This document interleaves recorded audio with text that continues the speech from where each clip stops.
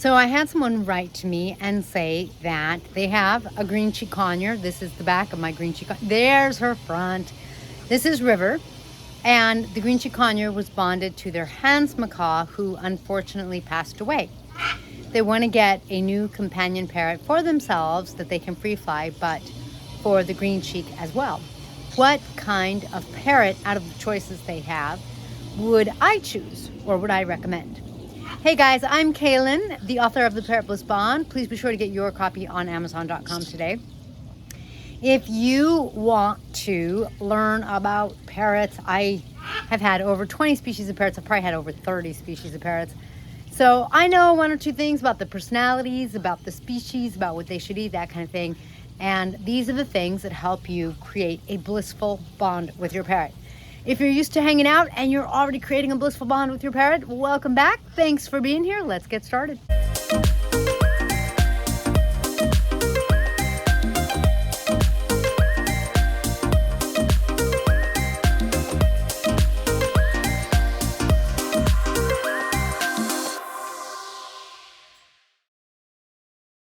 So the person that wrote me has the option for a Spinx macaw, and there's others. Is it red-throat macaw? Red-headed macaw? I've seen these. They're supposed to be awesome. I don't have experience with these after all. I've had experience with like 30 species, but there are 350 species to 400, depending on how they're categorized. Get back here, you're supposed to be in the video. But their options are those two macaws, a Pionus, except they're having a hard time finding a Pionus, and a Golden Conure. It sounds like that's what's available that they can either find, or the breeders they can find in Europe, and apparently there's not a lot of adoptions available. I will say the advantage to adopting is you don't have to go through the baby phase. The baby phase, you know, it's a little more intense, just like having or adopting a human baby kind of thing. Anyway, so those are their options. And so what would I recommend? One of the things that I would look at in making my choice is the fact that it's supposed to be a companion parrot for a parrot that is this small. This parrot is on average about 60 to 80 grams. We don't measure parrots in ounces because it's too imprecise. 60 to 80 grams is like it's like 2 ounces, but you don't hear the difference. Like, they're about 2 ounces, and so you don't really hear the difference. So okay, my point is, this is a small parrot, and the parrot choices they're looking at are all going to be like double or more the size of this parrot. So that's a little hard. In the bird world, parrot size does matter. This isn't entirely true, but with a lot of parrot species, the smaller the parrot, the more they tend to be in a flock. Why? Because there's safety and security in numbers. There's the safety and security of birds to say, danger, Will Rogers, but there's also the safety and security of, hey, there's food over here. So smaller birds have some disadvantages, and they, I think, try to compensate for them by being in a larger flock. For example, macaws, you know, they're also flock animals, but they don't have to stick quite so close together. They're a bigger bird. They need less protection, relatively speaking, if that makes sense. Given that, thanks for preening me. Yes, I know, I need it. Given that, because you're putting this small, super social conure with another bird, I think it can be a little tricky. There are always exceptions to everything. For example, I would get the Spinx macaw. I was told they're loud, and I'm like, oh my God, who cares? It would be so cool to have a Spinx macaw, just because they're blue and they're all but extinct in the wild. Of course, they're trying to reintroduce the Spinx macaw into the wild, but anyway. And so apparently in Europe, there's breeders with the Spinx macaw, which makes sense. That's the Spinx macaws that are currently being reintroduced into the wild, and so far it's successful. Those Spinx macaws came from breeders and private collectors. And they pooled them together and got a large enough pool to try to really mix the blood and make nice, strong, healthy Spinx macaws to release. So, I would do that because I'm not going to lie to you. I would be like, I don't think I could pass that up. What a neat thing. And then I would do everything I could to try to get my Spinx macaw to get along with my Green-cheek Conure, even though I would be like, you know, I don't know, I'm trying to bring the sun and the moon together. And maybe it's not that bad, but in other words, while a small parrot can bond very well with a larger parrot, a lot of the times it's just not their nature. The nature is to bond with the same species. Frankly, I don't know, you know, if you don't have the space and the time, you shouldn't get 3 more parrots, but I would consider getting a green-cheek for my little green-cheek and then 2 of the others that I wanted to free fly. The flip side of this conversation is if you want to be able to free fly your bird, the bigger the better. If you go back to looking at the fact that in the bird world size does matter, one of the things that happens is that a larger bird is going to attract less predators. And I'm kind of wondering if, let's see, there's my macaw. She's hanging out and being loud. You can see that she's large enough that little birds aren't really going to do anything to her. So a smaller bird, though, if you're free flying them, they're more of a target. Are they both targets regardless of the size? Yes. Is it dangerous to free fly? Yes. Do you have to really do the proper training, really work with your bird? Yes. So my point just is that from the free flight perspective, the larger the parrot, the better. A medium large size parrot like the red-fronted, is it red-fronted macaw, the Spinx macaw or Golden Conure, those are going to be the medium large size, and they're looking at that because they feel like it kind of does both worlds, right? Like maybe that size parrot can bond with the little guy and be big enough to free fly.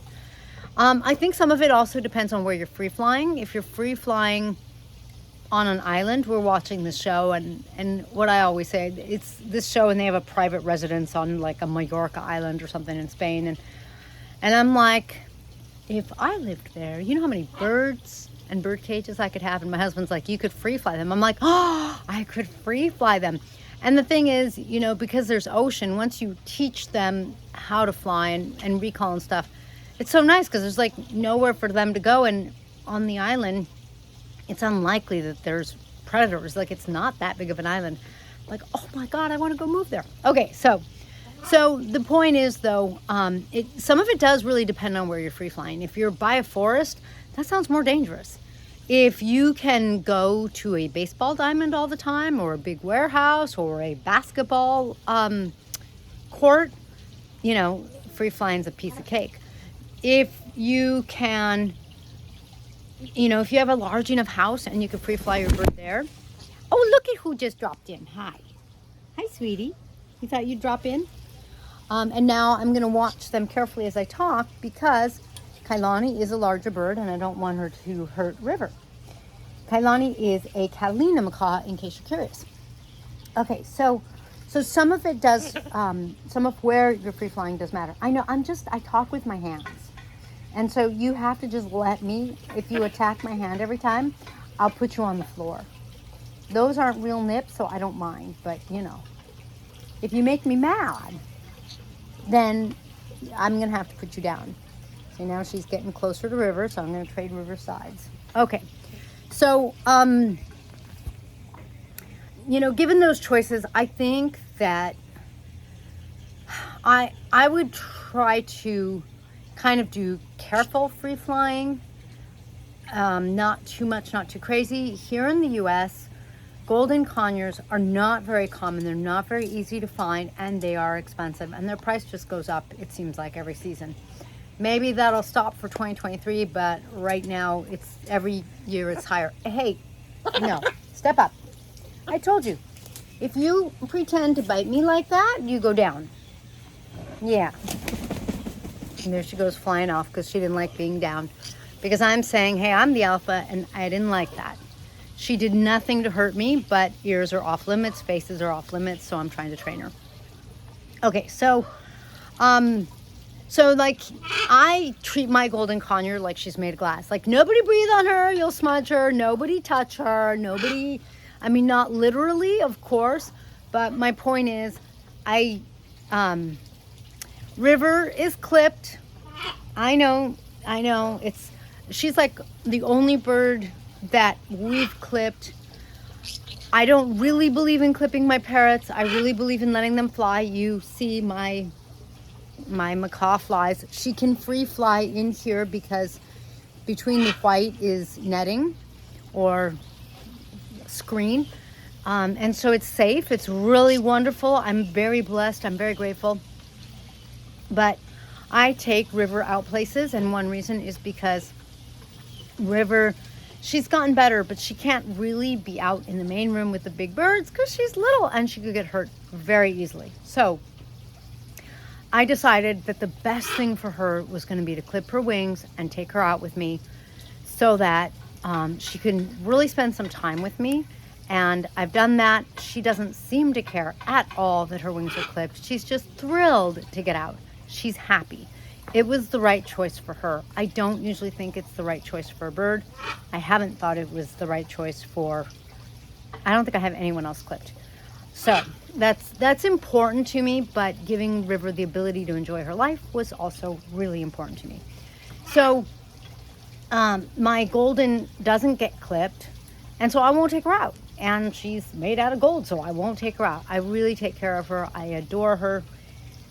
That's a long story in and of itself. But if I wasn't so, don't let anything touch my Golden, then I would probably be more chill about it. And I think I would go for the Golden. I would choose the Golden Conure because I feel like there's more of a size proximity to the Green-cheek. They are at least in the same family of parrots, so that they are both conures. Because conures are very social and they're very bonded. They like to be in physical proximity of each other, and macaws don't necessarily do that.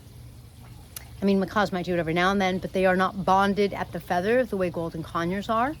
So that is why I would really go with the Golden. I feel like they would give me all of the options, being the friend for the Green-cheek, being able to free fly, being, you know, maybe just barely large enough to free fly. And I mean, they are. In other words, I would feel more comfortable free flying a bigger bird, but I wouldn't feel uncomfortable free flying a Golden Conure. I'm uncomfortable free flying little birds like my Green-cheek. Can it be done? Absolutely. It just doesn't mean I'm comfortable with it. It's just my personal thing. It doesn't work for me because I don't feel like I can keep my small parrot safe. So the Golden, if I really trained it, I think I could be comfortable, and I think that would really let me address everything that I wanted to address. Thank you for joining me in this feathered video. I hope you enjoyed it. Please be sure to comment and post below.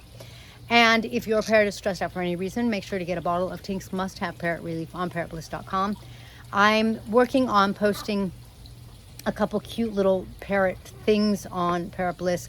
My daughter is a bit of an artist, and so she draws parrots and online or on her computer, and sometimes I color them in and I turn them into really beautiful either t-shirts or like glasses, that kind of thing. So I'll try to get some of those up in case that's something you're interested in. It's going to be the holiday season before you know it. Maybe it's something that you want to get. Be sure to like and subscribe, and we'll catch you in the next feathered video. If you loved the video, you can always do a super thanks. Bye.